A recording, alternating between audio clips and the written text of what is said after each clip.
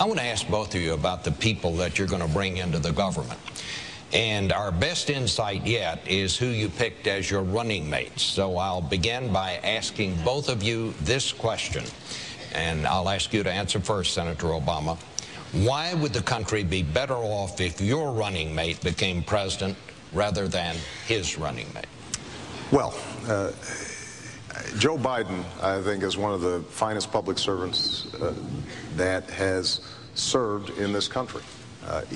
It's not just that he has some of the best foreign policy credentials of anybody, and Democrats and Republicans alike, I think, acknowledge his expertise there. But it's also that his entire life, he has never forgotten where he came from.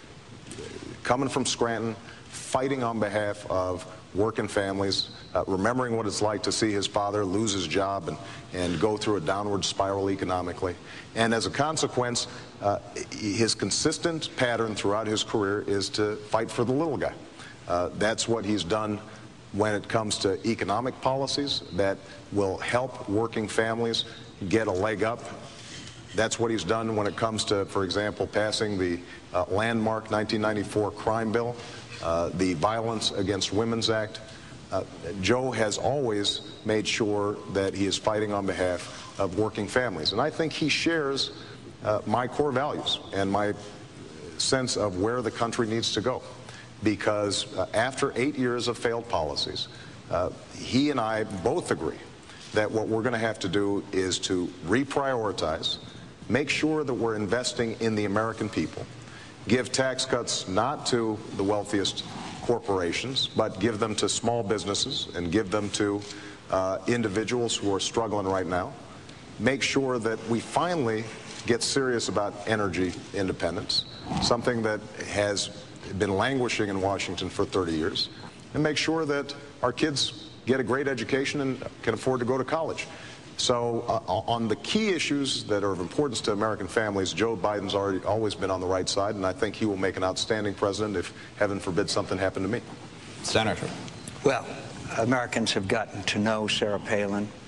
They know that she's a role model to women and other reformers all over America. She's a reformer. She took on a governor who was a member of her own party when she ran for governor. When she was ahead of their Energy and Natural Resources Board, she saw corruption, she resigned. And said, this can't go on. She's given money back to the taxpayers. She's cut the size of government. She negotiated with the oil companies and faced them down a $40 billion pipeline of natural gas that's going to relieve the energy needs of the of what they call the lower 48. She's a reformer through and through. And it's time we had that breath of fresh air coming into our nation's capital and sweep out the old boy network and the cronyism that's been so much a part of it that I've fought against for all these years. She'll be my partner. She understands reform. And by the way, she also understands special needs families.